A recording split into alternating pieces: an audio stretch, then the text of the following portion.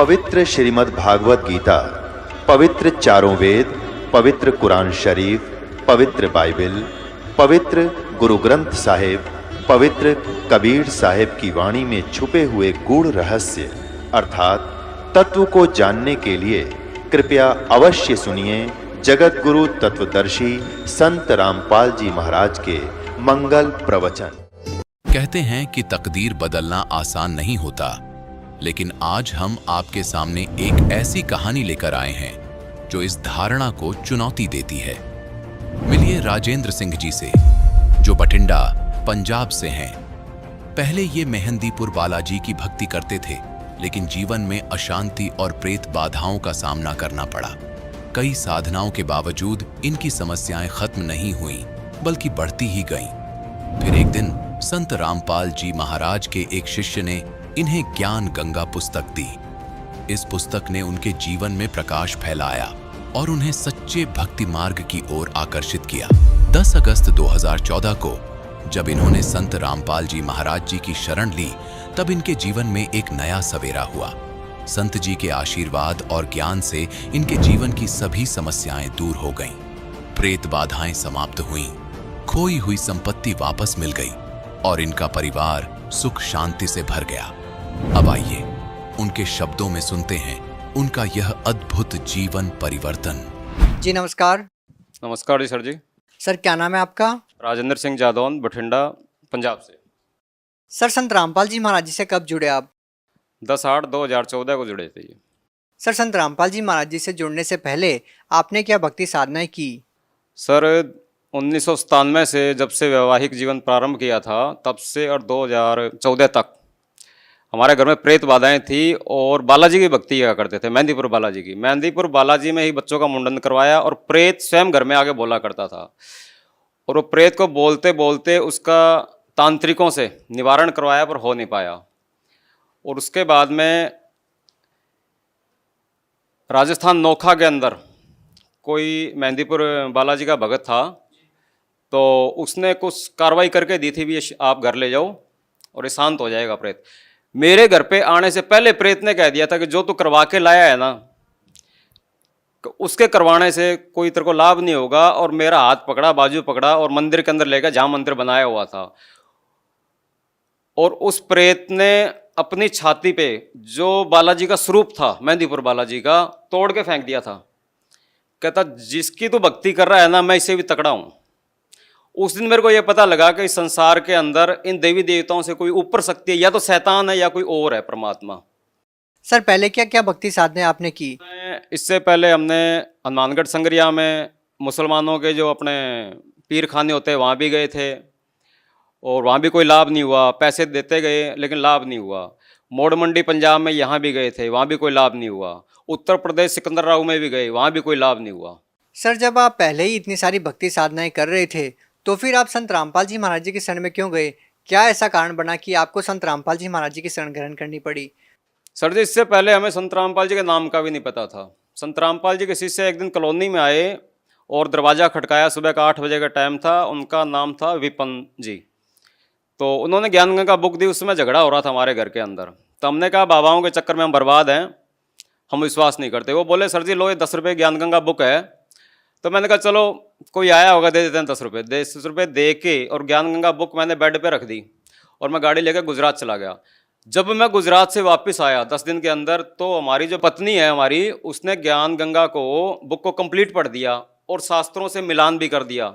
मिलान करने के बाद में तो आशाराम जी की भक्ति हुआ करती थी हमारे 2007 से 14 तक, 7 साल तक। इसी दौरान तो उन्होंने ये कहा कि जितना भी उनका अनुभव था किताब का, बुक का मिलान किया, तो सारा मटेरियल उन्होंने जल प्रवाह कर दिया और बोले ये है हमारी असली भक्ति। जो हम कर रहे थे वो सही भक्ति नहीं थी। तो 10/8/14 को हमने सतलोक आश्रम गए और वहाँ दीक्षा ले ली। सर जैसे कि आपने आसाराम बापू का जिक्र किया, उसके बाद आप संत रामपाल जी महाराज जी की शरण में आए, तो सर दोनों संतों के अंदर आपको क्या भिन्नता नजर आई और क्यों आपको ऐसा लगा कि संत आसाराम जी द्वारा दी गई भक्ति सही नहीं है? आसाराम बापू की भक्ति यूँ सही नहीं थी कि मेरी गाड़ी के 3 एक्सीडेंट हुए थे और उसमें मेरे पास 176 गज जमीन थी, जो कि एक 30 फुट रोड और एक 26 फुट रोड पे, मेन रोड पे मकान था।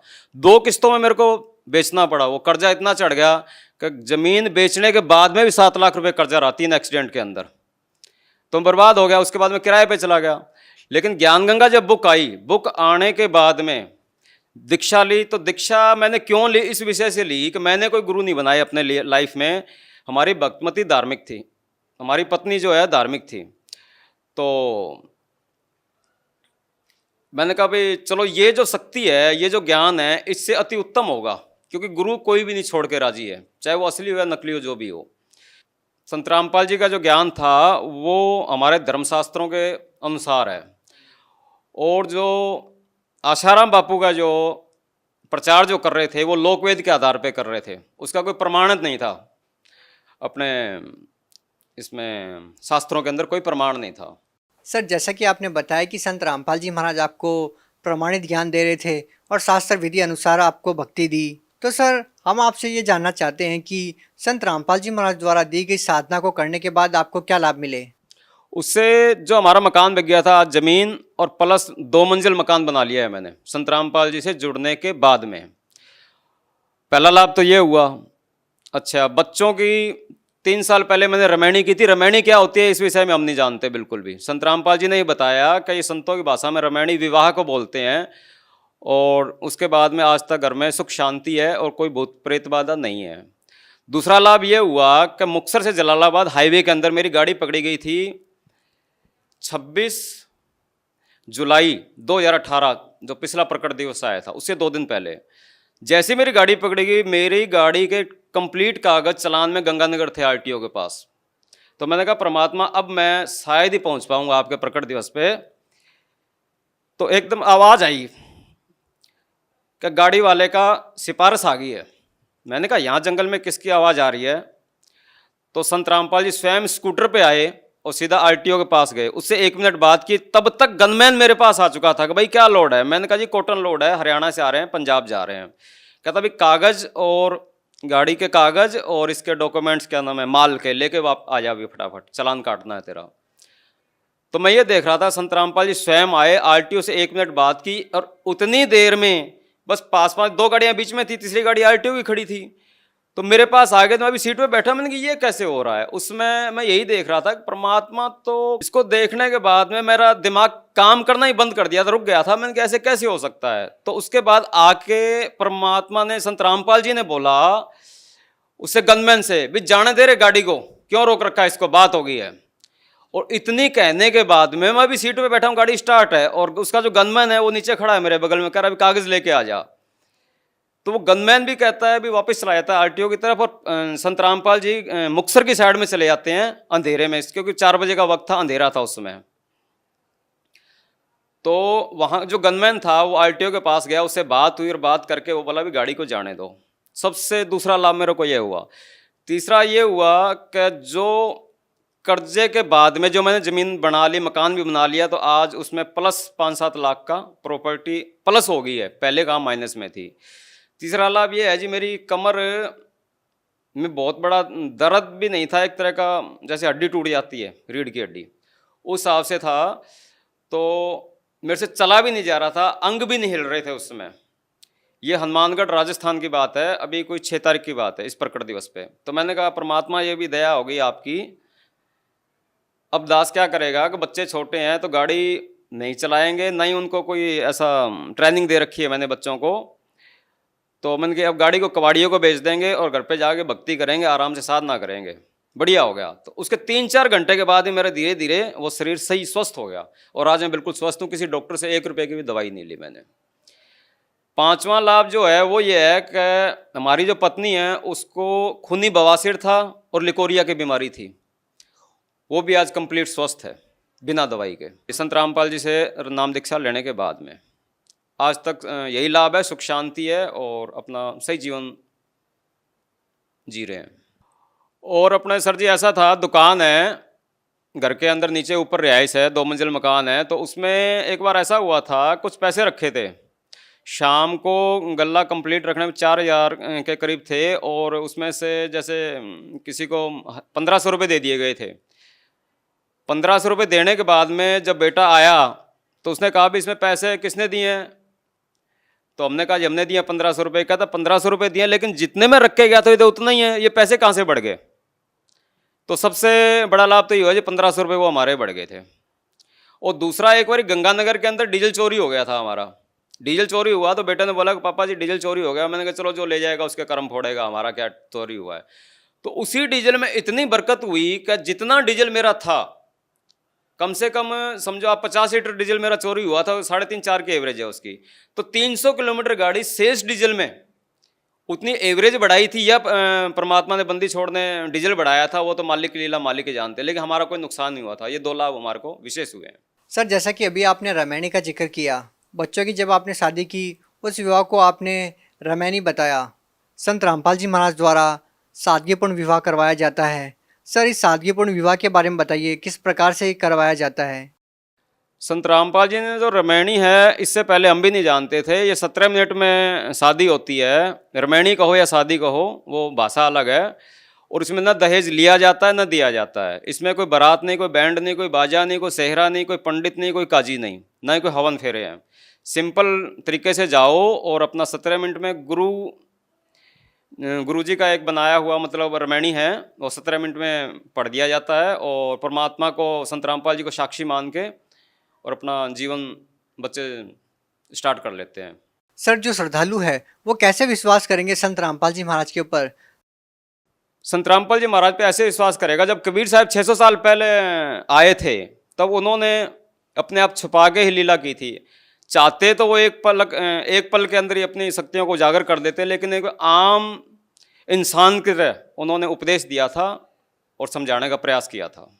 सर जो लोग आज भी संत रामपाल जी महाराज जी से जुड़ना चाहते हैं वो उनसे नाम दीक्षा कैसे प्राप्त कर सकते हैं?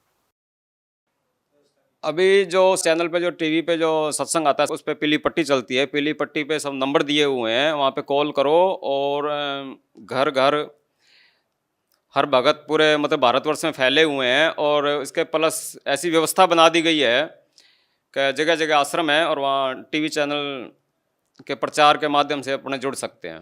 जी धन्यवाद। सत साहिब जी, सत साहिब। अब जगत गुरु तत्वदर्शी संत रामपाल जी महाराज जी के सत्संग के माध्यम से उस अद्वितीय आध्यात्मिक ज्ञान के बारे में जानते हैं जिसके माध्यम से आप भी प्राप्त कर सकते हैं ऐसे आध्यात्मिक, मानसिक और भौतिक सुख जो अभी तक आपने सिर्फ मीराबाई, ध्रुव, प्रहलाद जैसे कुछ ही भक्तों की जीवन कथा में सुने होंगे। अब सुनिए तत्वदर्शी संत के संग शास्त्र अनुकूल भक्ति सत्संग, ऐसा अद्वितीय आध्यात्मिक ज्ञान जिसका है सर्वधर्मों के पवित्र शास्त्रों में प्रमाण। अब जो गॉड गिवन साधना इस दास के पास उपलब्ध है, और यही कारण है कि यहाँ आप देख रहे हो भौतिक सुख भी मिलेंगे, शारीरिक सुख भी आपको मिलेगा, क्योंकि ये आपका पिता है। और दुखी बालक कितना लुट पिट के घर आ जा तो माता पिता फिर भी उसको प्यार देते हैं, कोई बात ना बेटा, आनी होगी, आगे सावधान हो जाना, तो उसी में खुश हो जाते हैं। तो ये अपना पिता है, इसके दरबार में आने के बाद फिर ये दुखी नहीं होने देगा। दुखी होगे तो आप मर्यादा तोड़ देने से होंगे। आपको यदि राहत नहीं मिलेगी तो मर्यादा टूट जाने से। तो मर्यादा सबसे प्रथम है भगवान की। जब लग हंसा हमरी आना और काल लगे नहीं तेरा बाणा। परमात्मा कहते हैं जब तक ये जीव मेरी मर्यादा में रहेगा काल का अटैक नहीं हो सकता आपके ऊपर। तो पुण्यात्माओं, आप मर्यादा तभी रखेंगे जब आप इस ज्ञान से परिचित हो जाएंगे। तो ज्ञान से परिचित कराने के लिए सब सत्संग किया जाता है। आपको सीडी बना कर दी जाती है, पुस्तकें बना रहे हैं भक्त, आप तक पहुंचा रहे हैं।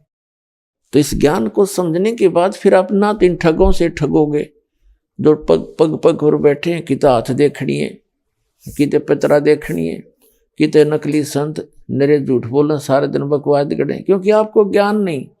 और दास चाहता है कि आपको ज्ञान दूं, मास्टर बना दूं आपको, ताकि इनकी ठगों की ठगाई में आप ना आए, आपका जीवन सफल हो, आपके बच्चे सुखी रहेंगे। तो प्रसंग चला था कि जिस समय हम परमात्मा की शरण ग्रहण कर लेंगे तो हमें सर्व सुख होगा। पुण्यात्माओं, एक सिकंदर लोधी नाम का मुसलमान राजा था, दिल्ली का बादशाह था। वो दिल्ली यानी भारतवर्ष का राजा था। जो दिल्ली का शासक होता था उसके अंतर्गत पूरे भारतवर्ष के छोटे मोटे जितने भी नवाब होते थे, राजा लोग होते थे, वो उसके अधीन होते थे। और उस समय भारत पाकिस्तान, अफगानिस्तान, बलोचिस्तान, इराक, ईरान और गजनी तक, और ये सब भारत ही होता था। सिकंदर लोधी एक मुसलमान बादशाह था और उनका एक धार्मिक पीर था, गुरु था। पूरे भारतवर्ष के मुसलमानों का वो मुखिया था, शेख तकी। और एक विशेषता हो जाती है, एक कमजोरी हो जाती है मानव के अंदर, जो जरा सा कोई पोस्ट पद प्राप्त कर लेता है किसी भी क्षेत्र में, उसके अंदर अभिमान बहुत हो जाता है। चाहे वो धार्मिक व्यक्ति हो, चाहे वो किसी प्रशासनिक पद पर हो, उसमें स्वाभाविक है अहंकार हो जाता है। और अहंकार उस प्राणी को होता है जिसको अपनी औकात का पता नहीं, क्योंकि हम जीव हैं और जीव को जरा सा झटका नहीं उठा भगवान का या अपने कर्म का, और फिर भी हम फूले फिरते हैं। अहंकार जिसके अंदर होगा, अभिमान जहां होगा, वो पाप की जड़ होती है। दया धर्म का मूल है और पाप मूल अभिमान। और तुलसी दया ना छोड़ियो जब तक घट में प्राण। तो सिकंदर लोधी को एक असाध्य रोग हो गया, जलन का।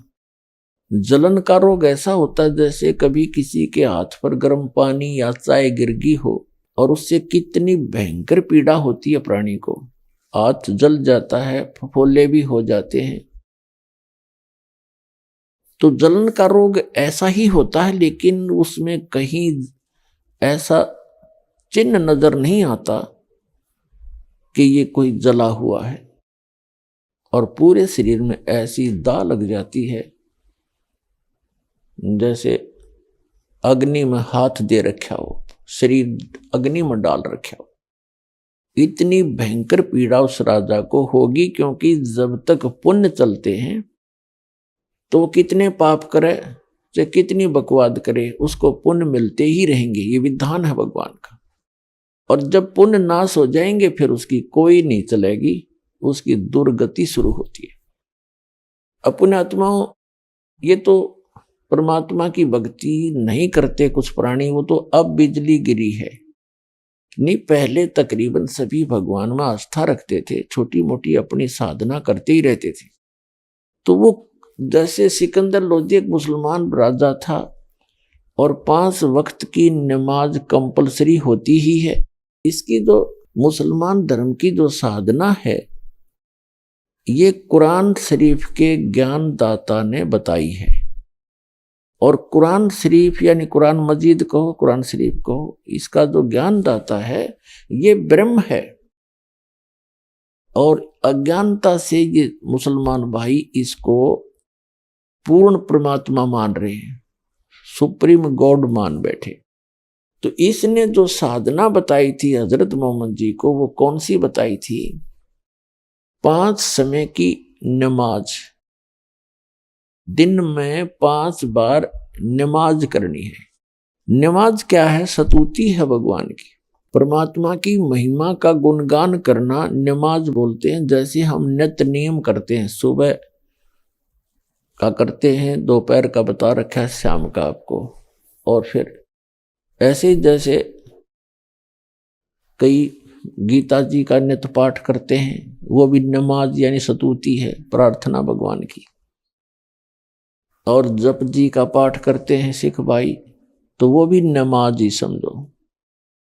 5 वक्त की नमाज और रोजे रखना, इनका एक रमजान का महीना मानते हैं, उस दौरान रोजे रखना, व्रत रखना, जितने भी रख सकता है उसकी अपनी इच्छा है। और बंग देना और ईद बकरीद के त्योहार मनाना।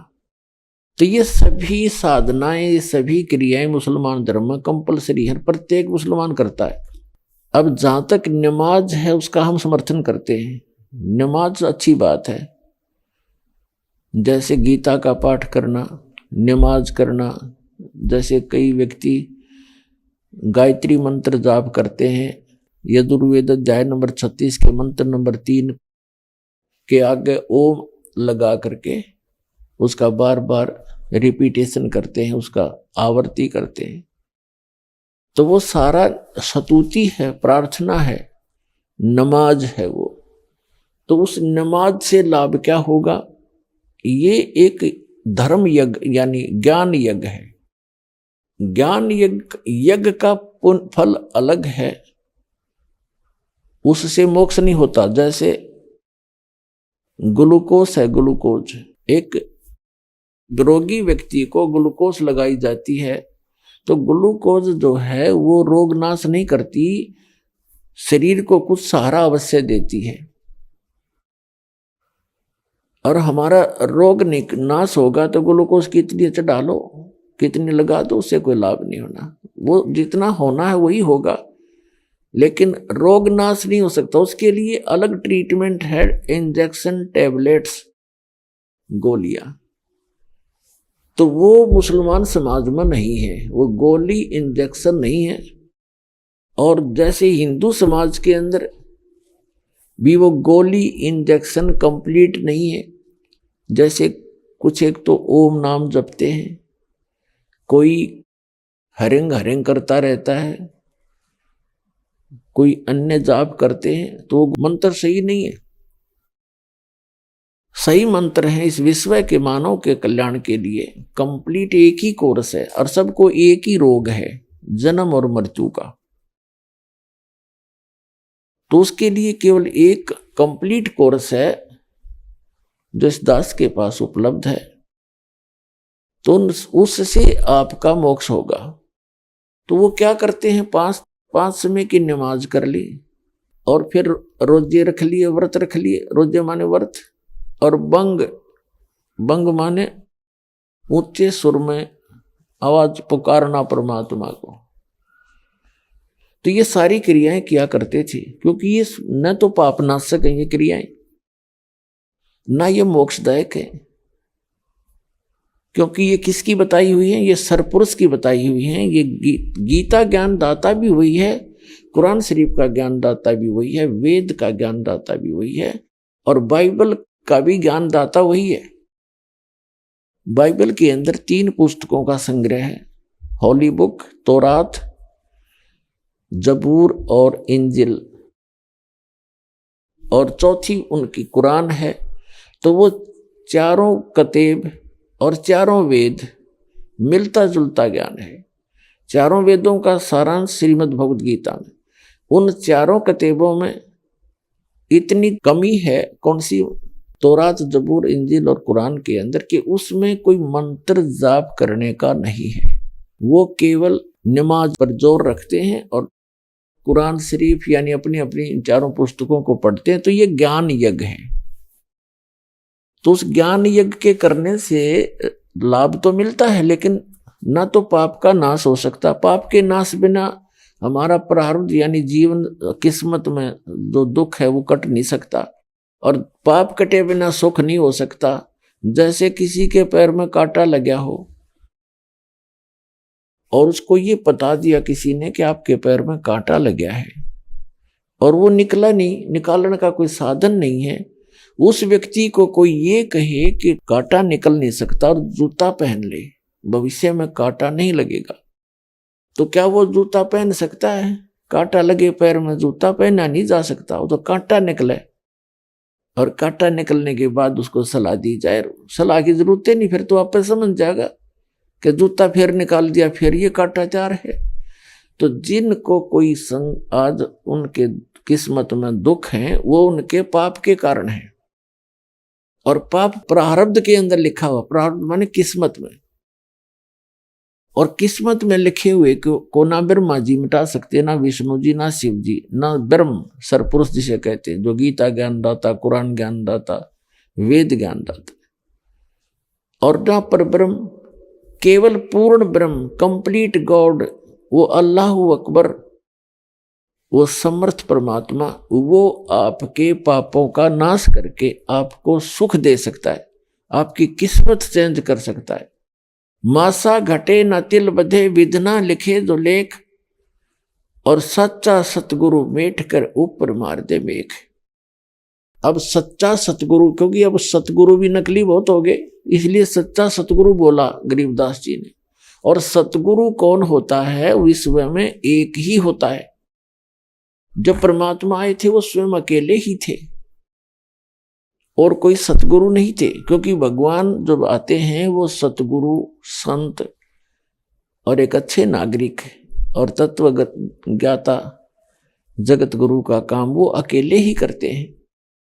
तो यहां बताया है कि मासा घटे न तिल बढ़े, विध ना लिखे जो लेख, जो विधाता ने आपके पूर्व जन्म के पुण्य और पापों के आधार से जो आपकी किस्मत बनाकर भेज दी, उसमें से कोई कम और ज्यादा नहीं हो सकते।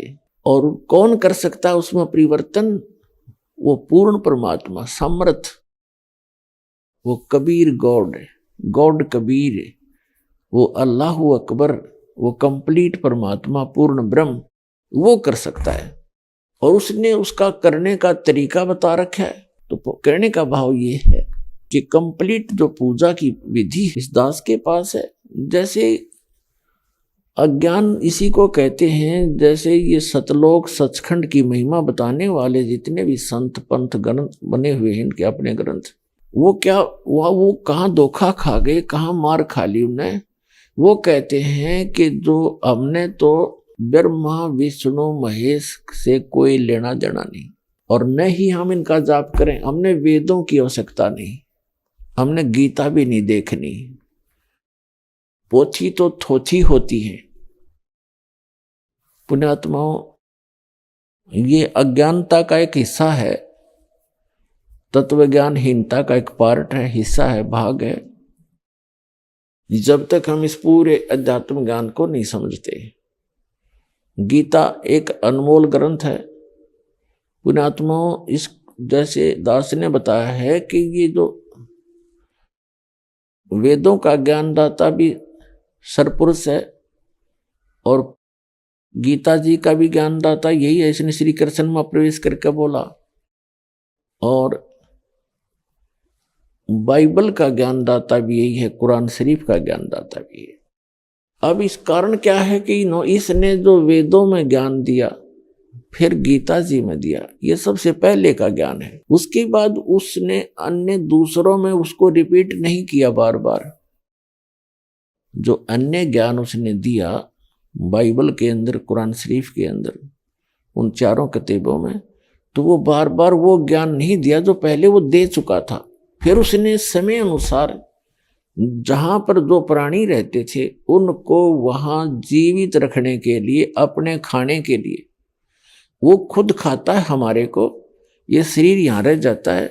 सारे जीवन में जो भी हम अटपट करते हैं, जो भी खट्टे मीठे पदार्थ खाते हैं या नशा करते हैं, वो हमारा सूक्ष्म शरीर के अंदर एक और शरीर है, उसके अंदर लिप्त हो जाते हैं। आप देखते हो पूरे विश्व में हुक्का, शराब, तम्बाकू और भूकी, क्या क्या डंगा खाने लग गया प्राणी। ये खाने की चीज है।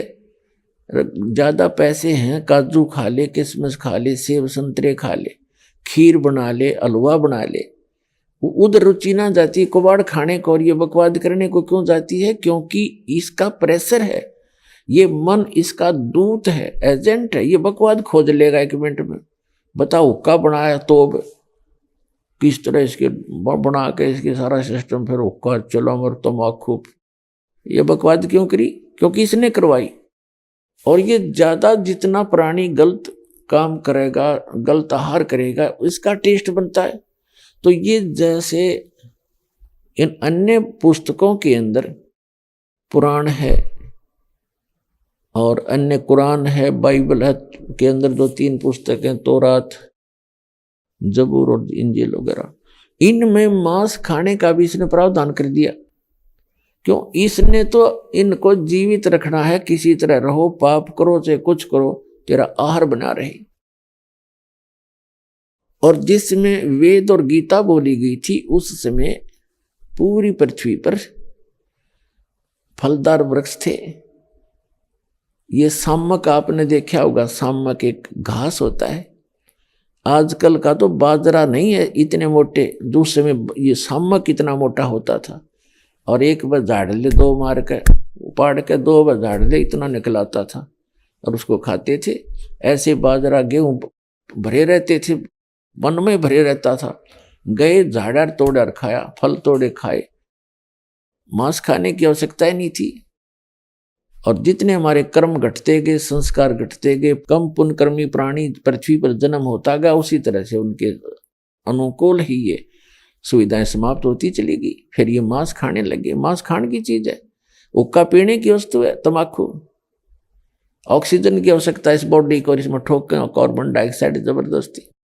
तो ये इस तरह की जो हमारी क्रियाएं जीव के बस की बात नहीं, यू काल करवावे है। इस काल से बचने के लिए हमने एक समर्थ का सहारा चाहिएगा। वो समर्थ कबीर साहब है। नहीं छूटन नहीं दे विकार आपके, चाहे कितनी बात बना ली। ऋषि में ऋषियों के इतिहास देखे, घरते निकल के अफलातून बन के भगवान पावांगे, अपने विषय वासनों पर काबू पावांगे। वहां भक्ति करके आए वापस। यू पाराशर नाम के एक ऋषि थे और दरिया को पार करने लगे।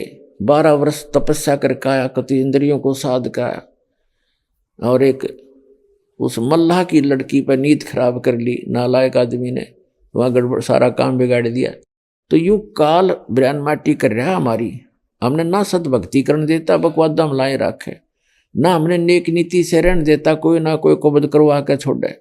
जब हम समर्थ की शरण में आ जाएंगे, इस मन की लगाम काट देगा, बांध देगा इसको, जकड़ देगा इसको इतना जबरदस्त कि बकवाद सोचेगा तो कर नहीं सकता, क्योंकि इसको तुरंत दिखाई देगा ये कर रहा है तेरे साथ, ऐसे बन जाएगी। तो भगवान का डंडा इसके ज्ञान वाला साथ रहेगा, तब हम बुराइयों से बचेंगे, अपना सद्भक्ति कर सकेंगे। फिर हम चोरी नहीं करेंगे, जारी नहीं करेंगे, विकार नहीं करेंगे, बीड़ी शराब मांस तंबाकू नहीं खाएंगे। तो भगवान और सद्भक्ति करेंगे, सत साधना करेंगे तो इस पुण्य पृथ्वी पर हरा भरा कर देगा। 2 मिनट लागे उसने, के देरी लागे, 10 मिनट में सारा पानी बरसा दे और वर्षा हुई, मौज हुई। तो इस प्रकार उस परमात्मा को भूल कर हम गलत साधना करते रहे। तो कहने का भाव ये है कि हम जो साधना करते हैं तो ये वेद और गीता के अंदर जो ज्ञान है ये एक विशेष ज्ञान है। और वेदों का ज्ञान परमात्मा ने इस सरपुरुष के अंतःकरण में बाई फोर्स फीड किया था। वेद ज्ञान 5 वेद दिए थे दाता ने। जब इसके अंतःकरण से ये 5 वेद बाहर आए समय आने पर, जैसे परमात्मा ने सतलोक से इसके शरीर में ये 5 वेद वहां से फैक्स कर दिए। अपने आत्माओं, यदि आज से 10, 20, 50 वर्ष पहले ये बात दास कहता कि सतलोक से 4 वेद और इस काल भगवान के ब्रह्म के अंतःकरण में भगवान ने भेज दिए, तो ना दत्ता किसी के आज आसानी से समझ में आ जाए। क्योंकि आप देख रहे हो कहाँ से फैक्स करते हैं, फिल्म की फिल्म ईमेल के माध्यम से पता नहीं कहाँ की कहाँ पहुंच जाती है, कोई वायर नहीं बीच में। तो यही आध्यात्मिक ज्ञान को समझने के लिए ये या टेक्निक आपका बहुत सहयोग देगी। तो जो समय आने पर जब वो बाहर आई, मालिक ने समय फिक्स कर दिया कि इस समय सृष्टि उत्पन्न हो लेगी और मनुष्यों के लिए ये ज्ञान भेज दिया भगवान ने कि तुम यहां अगर सुख चाहते हो तो ऐसे साधना करना। तो वेदों का जो ज्ञान है वो मैट्रिक तक का है, 10वीं कक्षा तक का, 4 वेदों का। और 5वां वेद जो था वो इनसे हटकर ज्ञान था। तो इस काल भगवान को पता चला कि इस ज्ञान का यदि इन प्राणियों को पता लग गया कि यहां से हटकर कोई और सुख सथल है, वृद्ध अवस्था नहीं है, वह मृत्यु नहीं है, तो ये एक भी नहीं रहेगा, यहाँ पर सब चले जाएंगे। तो उसने जो विशेष डिटेल दे रखी थी भगवान ने, वो पोर्शन निकाल दिया। लेकिन फिर भी कितना निकाला है, फिर भी इसमें काफी हिंट रह गए, क्लियर नहीं था। जैसे गीता अध्याय नंबर 18 के श्लोक नंबर 62 में गीता ज्ञानदाता कहता है कि अर्जुन तू सर्वभाव से उस परमेश्वर की शरण में जा, उसकी कृपा से तू परम शांति को और सनातन परम धाम को प्राप्त होगा। अब 8वें अध्याय के प्रथम मंत्र में अर्जुन ने पूछा कि आप जी ने 7वें अध्याय के 29वें मंत्र में श्रीमद् भगवत गीता में बताया है कि तत्ब्रह्म को जानकर सारे धातुओं से परिचित प्राणी, सब कर्मों से परिचित व्यक्ति, साधक केवल जरा और मरण से छूटने का ही प्रयत्न करता है। वो यहाँ की किसी वस्तु की डिमांड नहीं करता। तो वो किम तत्ब्रह्म, 8वें अध्याय के प्रथम मंत्र में पूछा वो तत्ब्रह्म कौन है, क्या है? तो उसने हिंट दे दिया 8वें अध्याय के 3रे मंत्र में कि वो परम अक्षर ब्रह्म है, वो गीता ज्ञानदाता से अन्य है, वो सुप्रीम पावर है, वो कंप्लीट गॉड है, पूर्ण परमात्मा है। तो उसका ज्ञान गीता ज्ञानदाता को नहीं और वेद ज्ञानदाता को नहीं, क्योंकि गीता ज्ञानदाता, वेद ज्ञानदाता, कुरान शरीफ का ज्ञानदाता, तौरात, जबूर और इंजिल यानी बाइबल का ज्ञानदाता वही है। उसने 4थे अध्याय के 34वें श्लोक में श्रीमद् भगवत गीता में कह दिया है कि उस तत्व ज्ञान को जो परमात्मा स्वयं आकर बताता है अपने मुख कमल से। 4थे अध्याय के 32वें श्लोक में कहा है कि अर्जुन जो ज्ञान मैंने अभी तक इस 4थे अध्याय में तुझे बताया, 32 में से पहले तक, कोई कुछ साधना करता है, कोई देवताओं की पूजा करता है, कोई व्रत रखता है, कोई यज्ञ करता है, कोई आसन करता है, कोई केवल स्वाध्याय ही करता रहता है। ये जो ज्ञान है वो कर तो रहे अपने अपने ज्ञान को ठीक मान करके, पाप नाशक जान करके, लेकिन उस सच्चिदानंद घन ब्रह्म के द्वारा अपने मुख कमल से जो ज्ञान विस्तार के साथ कहा गया है वो तत्व ज्ञान है। उसमें बहुत डिटेल दे रखी है और वो है तत्व ज्ञान। 4थे अध्याय के 33वें श्लोक में कहा कि अर्जुन एक आंख मीच के अंधाधुंध कोई की धर्म यज्ञ कर दी, जैसे द्रव्य यज्ञ। द्रव्य यज्ञ का अर्थ होता है जो धन से होने वाली भंडारे हैं, कित गौशाला, कित पाठशाला बनवा दी, कहीं कंबल बांट दिए, कित गंगा के किनारे भंडारे कर दिए। कहते हैं ऐसे बगैर सोचे समझे जो क्रिया तुम करते हो उससे श्रेष्ठ ज्ञान यज्ञ है। पहले उस ज्ञान को समझो अच्छी तरह और फिर धर्म पुण्य जो करना है उस अनुकूल करो। अध्यात्म ज्ञान, तत्व ज्ञान में बताए गए मार्ग अनुसार फिर धर्म करो तो लाभ होगा। तो 4थे अध्याय के 34वें श्लोक में कहा कि अर्जुन उस तत्व ज्ञान को जिसमें डिटेल के साथ अध्यात्म मार्ग बताया गया है और वो भगवान ने स्वयं आकर बोला है अपने मुख कमल से, उस परम अक्षर ब्रह्म ने, वो तत्व ज्ञान, उस तत्व ज्ञान को तू तत्वदर्शी संतों के पास जाकर समझ। अब उनको दंडोत प्रणाम करने से, कपट छोड़कर विनम्र भाव से, सरलता से प्रसन्न करने से वो तत्वदर्शी संत तुझे उस तत्व ज्ञान का उपदेश करेंगे। तो ये गीता ज्ञान दाता से अन्य कोई परमात्मा है और अन्य ही ज्ञान है। नहीं तो एक अध्याय और लिख देते गीता जी में कि उसमें पढ़ दे भाई 19वें अध्याय में, तो वो है नहीं उसमें। ऐसे वेद में यजुर्वेद अध्याय नंबर 40 के मंत्र नंबर 10 में वेद ज्ञानदाता कहता है कि कोई तो परमात्मा को संभवात कहते, संभवात माने जन्म लेकर, जैसे अवतार रूप में मानते हो राम कृष्ण आदि जितने 7-8 अवतार मानते हो, 9 अवतार, 10 अवतार, और कोई कहता असंभवात कि वो जन्म लेता ही नहीं, अजन्मा है। तो ये जानकारी तत्वदर्शी संत बताओगे, उनसे सुनो। तो ना तो वेद के अंदर वो ज्ञान कंप्लीट और ना गीता जी में। ऐसे ही कुरान शरीफ के सूरत फुरकानी 25 नंबर चैप्टर है वो, तो उसकी आयत नंबर 52 से 59 में बताया है हजरत मोहम्मद को कुरान शरीफ का ज्ञान दाता कह रहे कि जो कबीर नामक अल्लाह है, कबीर अल्लाह है, उसके विषय में ये काफिर लोग नहीं मानते, उसको भगवान नहीं मानते। और आप भी उनकी बातों में मत आना, और मैं जो तुझे हिदायत दे रहा हूं, दलील दे रहा हूं, इस पर विश्वास रख और इस पर ईमान ला। ये पूर्ण परमात्मा है, ये बड़ा भगवान, वो बड़ा कहते हैं कबीर को, ये अल्लाह बड़ा है, ये अल्लाह कबीर है। और इसी ने 6 दिन में सृष्टि रची, 7वां दिन तख्त पर जा बैठा। ये अपने बंदों के गुनाहों का नाश करने वाला है। और उसकी खबर किसी बाखबर से पूछो।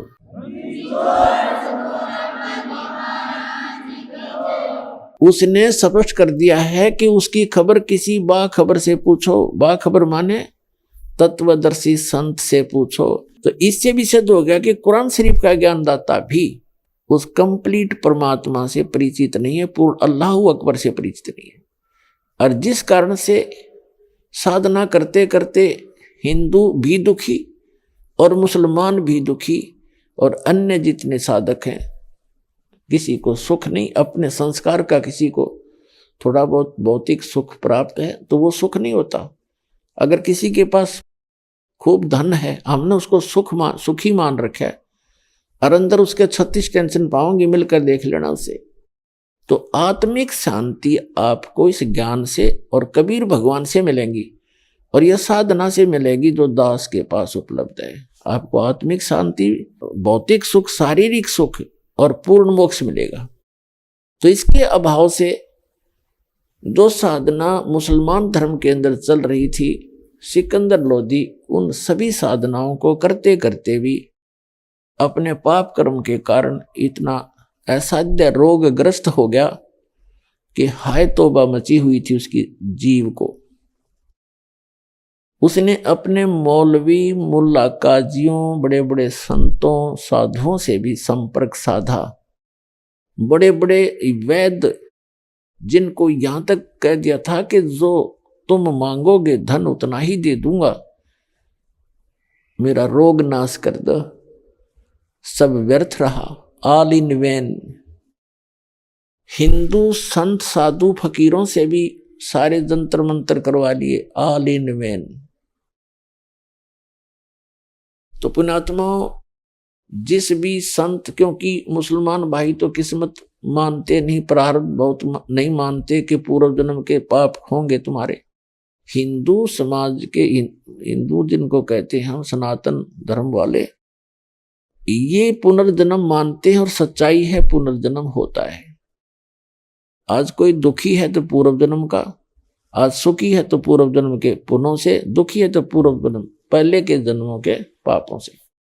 इसके साथ साथ जो मुसलमान भाइयों का जो इनकम्प्लीट ज्ञान है, वो अधूरा ज्ञान है कुरान शरीफ का, वो क्या बताते हैं कि पुनर्जन्म नहीं होता, एक बार जन्म गे। मनुष्य है तो मनुष्य, हर गधे कुत्ते हैं तो गधे कुत्ते, सुअर हैं, जो भी है वो बने रहेंगे, और फिर मरते जाएंगे मनुष्य।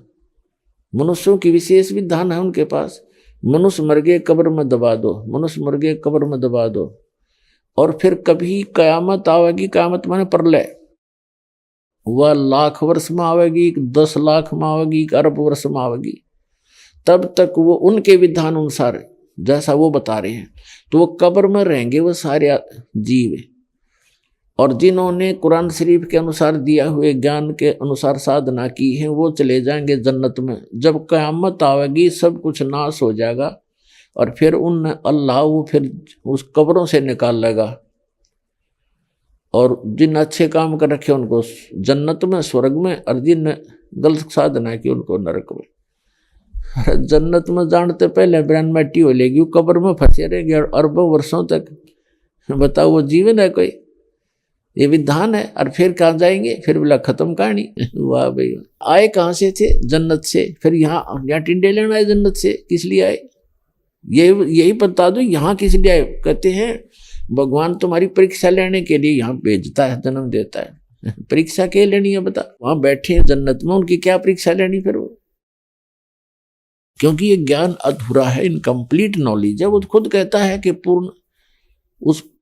पूर्ण परमात्मा, कंप्लीट गॉड, उस बड़े भगवान अल्लाह कबीर की जानकारी कुरान शरीफ का ज्ञानदाता नहीं रखता, उसको तत्वदर्शी संतों से पूछने के लिए कहा। तो वो कंप्लीट कोर्स इस दास के पास उपलब्ध है, विश्व में किसी के पास नहीं है। और यदि इस ज्ञान से कोई परिचित हो गया और इस नाम भी जिसने दास से प्राप्त कर लिए, और वो दुष्ट व्यक्ति स्वयं नाम देने लग जा रही हो, ज्ञान बताना पाप नहीं, ज्ञान बतावे, लेकिन खुद गुरु जो बन जाएगा वो सबसे बड़ा दुश्मन होगा इस मानव समाज का। क्योंकि वो डुप्लीकेट और झूठे लाइसेंस पासपोर्ट बनाओगा तो आगे जाकर दोनों को दुख होगा। उस समय बहुत देर हो चुकी होगी। तो उससे भी बचना है आपने।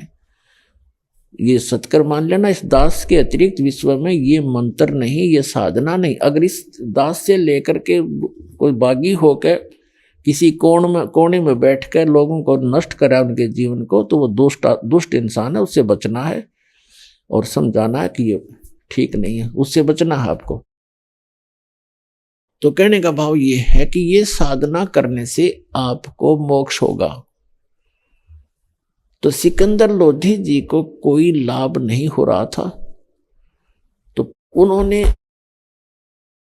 हिंदू धर्मों के जो व्यक्तियों से वो मिले।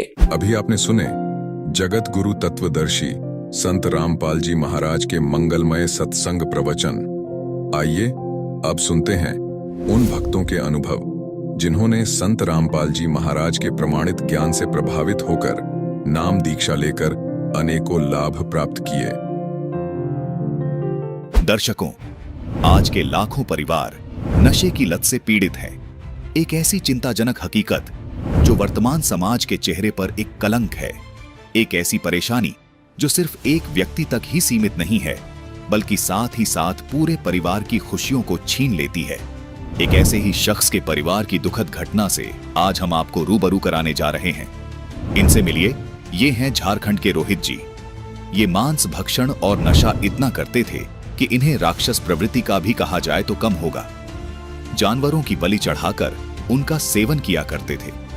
घर में अशांति का कहर था, पर इन्हें मिली ऐसे संत की शरण जिसने इनकी सभी बुरी आदतों को हर कर इन्हें राक्षस से देवता बना दिया। इनके गुरुदेव हैं तत्वदर्शी संत रामपाल जी महाराज जी, जिनकी असीम कृपा से इनकी बुरी लत तो छूटी ही, साथ साथ उनके जीवन से दुखों का भी अंत हुआ। 11,000 वोल्टेज की तार से करंट लगने के बावजूद भी इनकी जीवन की रक्षा हुई और ये आज भी जीवित हैं। इसके अलावा इनके परिवार को भी पूर्ण परमात्मा की कृपा से अनेकों लाभ हुए। अब सुनिए रोहित जी के शब्दों में उनका दुखमय से खुशहाल जीवन का सफर। नमस्कार सर। नमस्कार सर। सर क्या नाम है आपका? रोहित कुमार जी। रोहित जी आप कहाँ से हैं? रामगढ़ झारखंड से। रोहित जी, संत रामपाल जी महाराज से नाम दीक्षा आपने कब ली? 15 नवंबर 2013 को। संत रामपाल जी महाराज से नाम दीक्षा लेने से पहले क्या आप कोई भक्ति साधना भी करते थे? जी करता था, वही जो परंपरा से जो रूढ़िवादी चलते आ रहा था, देवी देवताओं की पूजा पाठ, भूत भैरव की, यही सब करते थे सर। जैसे पहले हम लोग थे तो समझिए कि हम लोग इंसान मानव नहीं थे, हम लोग राक्षस स्वभाव के इंसान थे, व्यक्ति थे। हम लोग जो भी पहले भक्ति या साधना करते थे या जो भी पूजा पाठ करते थे, उसमें हम लोग का मुख्य आहार होता था, पूजा जैसे समापन होता था उसके बाद मांस खाना, शराब पीना। और हम लोग का यहाँ परंपरा है कि जैसे कोई भी त्यौहार हो या कुछ खुशी का माहौल हो तो यहाँ पे बलि करके और उसका मांस खाना, पार्टी चलाना, बलि प्रथा चल रहा था। और इसी तरह से हम लोग कर भी रहे थे, जो हम लोग का परंपरा चलते आ रहा था उसी के हिसाब से हम लोग भी करते आ रहे थे। हम लोगों को कोई पता था नहीं, जो भी देखा था वही करते आ रहा था जी। तो फिर संत रामपाल जी महाराज जी की शरण में आप कैसे आए? जी पहले तो जैसे पूजा पाठ यहाँ पे होता था, पर मैं उतना नहीं करता था। मैं एक नास्तिक टाइप से हो गया था, मैंने कि जहाँ खाने पीने को मिल जाता था मैं वहाँ पे चल जाता था, चाहे भगवान के भक्ति का नाम लेके हो या अन्य कोई भी काम हो। लेकिन एक मेरा साथी था जो हम लोग पहले कभी साथ हुआ करते थे, उसके माध्यम से हम संत रामपाल जी महाराज जी के शरण में गए। संत रामपाल जी महाराज से नाम दीक्षा लेने के बाद क्या आपको लाभ भी मिले? जी सबसे पहले तो ये लाभ हुआ कि सर पहले हम मानव नहीं थे, भले हम लोग शरीर मानव का था पर गुण हम लोगों के बीच में मानव का नहीं था। हम लोग पूरी तरह से राक्षसी आहार करते थे, राक्षसी भोजन करते थे और मांस और वही शराब का हम लोग का सेवन होता था। आपको विश्वास नहीं लगेगा सर, हम शराब बहुत ज़्यादा पीते थे। हम प्राइवेट कंपनी में जॉब करते थे, वहाँ पे 2 शिफ्ट ड्यूटी चलता था, नाइट और डे। जब हम लोग नाइट ड्यूटी करते थे और सुबह को 4 बजे हम लोग निकलते थे फ्रेश होने के लिए, तो हम लोग नदी की तरफ नहीं जाके हम लोग गांव की ओर जाते थे और गांव में जाके पहले हम लोग 2 गिलास शराब पीते थे और शराब पीने के बाद हम लोग आगे फिर कुछ काम करते थे। फिर शाम होता था, फिर 4 से 5 बजता था शाम को, फिर शाम को भी 2 गिलास पीते थे। यानी बिना एक भी दिन ऐसा नहीं होता था जिस दिन हम लोग दारू नहीं पीते थे, चाहे वो देसी हो चाहे अंग्रेजी हो, किसी भी प्रकार की दारू होना चाहिए था। और कोई भी खुशी का माहौल होता था, कोई भी त्यौहार होता था, तो हमारा घर में भी पूरे के पूरे माने पूरी तरह से मांसाहार थे। हम लोग खुद का अपना घर में कोई भी खुशी का माहौल होता था तो जैसे एक बकरा ले आया, उसका बलि करके और उसका मांस को अपने घर में सभी परिवार मिल के खाते थे। नशा तो केवल पुरुष लोग ही करते थे, पर मांसाहारी सभी थे। लेकिन जब से संत रामपाल जी महाराज जी के शरण में आए और संत रामपाल जी महाराज की दया हुआ, तो ये सारे के सारे नशा हम लोग का मैंने एक दिन में छूट गया। इसमें कोई हमारा ना इलाज कराना पड़ा, ना किसी तरह का दवाई या किसी प्रकार का कोई सेवन नहीं किया। संत रामपाल जी महाराज जी की कृपा से ये ऑटोमेटिक ही समाप्त हो गया। और एक बार की घटना है कि हम लोग खेत में हल जोतने के लिए गए हुए थे और ऊपर से 11,000 का तार जो है क्रॉस किया हुआ था और नीचे बांस लगा हुआ था, तो उस बांस को काट के हमने नीचे गिरा दिया। नीचे गिराने के बाद में हमने सोचा कि इसको उठा के साइड में कर देता हूँ। तो हमें जब काट रहा था तो तब तो ध्यान था कि ऊपर में 11,000 का लाइन क्रॉस किया हुआ है, तो बच के हमने काट लिया। और जब उसको उठा के साइड करना था तो हमने ध्यान नहीं दिया कि ऊपर में तार भी है, और यूँ ही हमने उठाया बस तार में सट गया वो बाँस। हरा बाँस था, खाली पैर में था, ज़मीन में गिल्ली थी। अब जैसे ही करंट लगा, पूरा मुंह से आवाज़ निकला, बहुत ज़ोर से चिल्लाया। संत रामपाल जी महाराज की ऐसा कृपा हुआ कि उन्होंने हाथ हमारा बाँस से अलग कर दिया, यानी कि बाँस हमारा हाथ से छूट गया। और जैसे ही बाँस छूटा, हमने तो पूरा सन्न रह गया। मैंने बैठ गया वहाँ पर ही। जितने भी अगल बगल के लोग थे सारे देख रहे थे कि ये आवाज़ कहाँ से आया, कैसी आवाज़ था, कुछ हुआ भी नहीं है ना। फिर हमने 10 मिनट तक, हमको पता नहीं था कि हम जिंदा कैसे हैं, है ना। 10 मिनट बैठने के बाद में फिर मेरा मम्मी भी वहीं पर थी, पिताजी भी वहीं पर थे। फिर उन लोगों को बताया कि इस तरह से हुआ था, मेरे साथ घटना घट गया। संत रामपाल जी महाराज की दया हुआ कि हमने बच गया। संत रामपाल जी महाराज ने हमें बचा लिया। और एक मेरा मौसा का लड़का था, उसका दोनों किडनी पूरी तरह से ख़राब हो चुका था। उसका शरीर पूरा सूज गया था, वो बैठ भी नहीं पाते थे, चेयर में भी नहीं बैठ पाते थे, केवल बेड पे लेट कर रहते थे। और रांची में उसका इलाज चल रहा था। और वहाँ का जो डॉक्टर था वो किनारे बुला के बता दिया कि ये लास्ट स्टेज पर है, जो 2-4 दिन जितना दिन भी ये रहता है, इसका सेवा पानी कर लो, ये अब लास्ट है इसका, ये उम्मीद मत करना। उसके दोनों किडनी में ख़राब हो गए थे और शरीर पूरा सूज चुका था। उन्हें देखने से भी आदमी को भय लगता था, पूरा डरावनी जैसा शरीर हो गया था उसका। फिर उन्होंने जब सभी जगह से उसको कोई इलाज नहीं मिला, फिर डॉक्टर जवाब दे दिए, तो फिर वो आए हमारे घर पे। तो भैया ने उसको एक बार बताया था कि इस तरह से अगर दिक्कत है तो आप संत रामपाल जी महाराज के शरण में आ जाइएगा, तो परमात्मा के दया से कुछ राहत आपको मिल सकता है। तो उस समय बरवाला घटना हुआ था, तो उस समय कहीं पर सारे सेंटर बंद थे और झारखंड में भी कोई सेंटर खुला नहीं था। तो भैया ने बताया कि आप संत रामपाल जी महाराज को दंडवत प्रणाम करके और संकल्प कर लो कि जिस दिन नामदान केंद्र जब खुल जाएगा झारखंड में, तो आप नाम उपदेश ले लेंगे। तो फिर जब संकल्प कर लिया उन्होंने, संत रामपाल जी महाराज को दंडवत प्रणाम करके उनसे प्रार्थना किया और संकल्प किया, उसके कुछ ही दिन बाद, मतलब कि 1 सप्ताह में वो बैठने उठने लग गया। आराम से बैठ जाता था, उठ जाता था। धीरे धीरे इस तरह से होते होते लगभग 2-3 महीने में उसके अंदर पूरी तरह से सुधार हो गया। उसका शरीर जो सूजा हुआ था वो ख़त्म हो गया और वो धीरे धीरे ठीक होने लग गया। और वो लड़का अभी उस समय 8 क्लास में पढ़ रहा था, अभी वो इंटर फाइनल कर चुका है और अभी पूरी तरह से वो स्वच्छ है, किसी भी तरह से कोई भी दिक्कत नहीं है। और जब संत रामपाल जी महाराज का जो नामदान केंद्र खुला था झारखंड में सबसे पहले, तो सबसे पहले नाम उपदेश उन्होंने लिया, पूरा परिवार लिया। उसकी रिपोर्ट भी आप देख सकते हैं, उसका रिपोर्ट सारा है, आपको दिखाता हूँ। और मेरे पिताजी थे, पिताजी को खांसी होता था और खांसी के बाद उसको थूकने से खून आता था, ब्लड आता था। और हम लोगों ने बहुत सारे हॉस्पिटलों में दिखाया, बड़े बड़े हॉस्पिटलों में दिखाया, लेकिन उसका बीमारी का कुछ पता नहीं चल पाता था। वो हम लोग देखते थे तो लगता था कि इसको टीबी की बीमारी है, टीबी की बीमारी में ही ब्लड आता है थूकने पे, लेकिन टीबी का बीमारी था नहीं। हम लोग इलाज कराते कराते थक गए। उस समय हम लोग जुड़े भी नहीं थे, केवल हम लोगों को संत रामपाल जी महाराज जी का बुक मिला हुआ था और उसका भैया अध्ययन कर रहे थे, उन्हीं को कुछ उसके बारे में जानकारी थी। तो जब हम लोग परेशान थे तो भैया ने जिनसे किताब लिया था उनसे पूछा कि इस तरह से मेरे पिताजी को दिक्कत है, परेशानी है, और वो 6-7 महीने से मैंने लगातार बीमारी चल रहे थे, कोई उसका दवा काम नहीं कर रहा था, तो उसका शरीर पूरा सूख चुका था। ऐसा लग रहा था कि ये अब नहीं बच पाएंगे।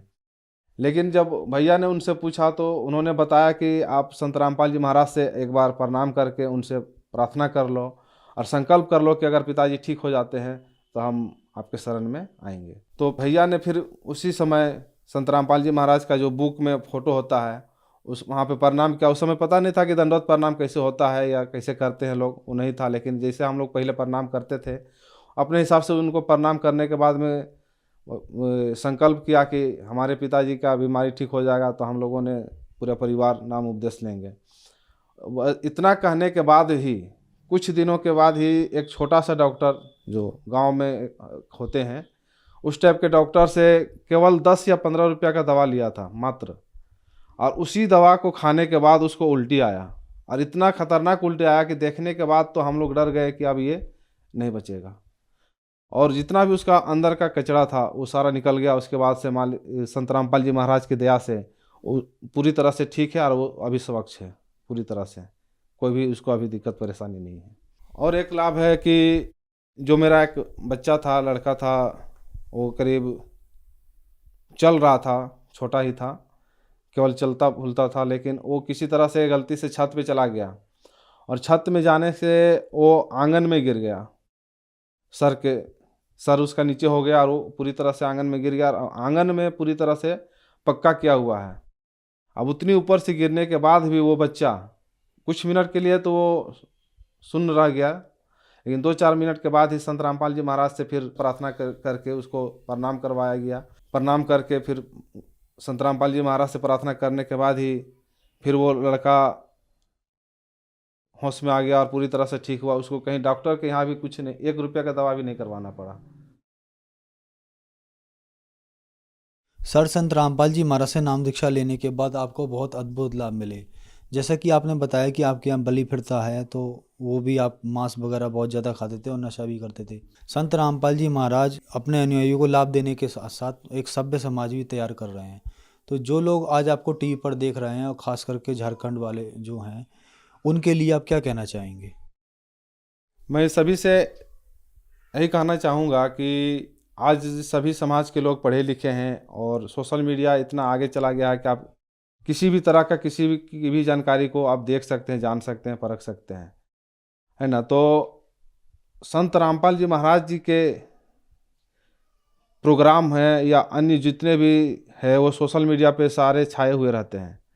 आप YouTube channel, Facebook, YouTube, Instagram, जितने भी सोशल मीडिया प्लेटफॉर्म है, सभी जगह पे आपको संत रामपाल जी महाराज का कहीं ना कुछ मिल ही जाएगा। ऐसा नहीं कहीं आपको खाली नज़र नहीं आएगा।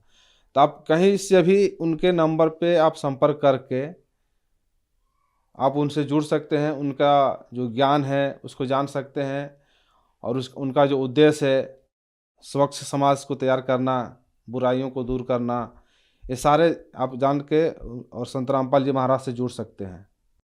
धन्यवाद सर। धन्यवाद जी।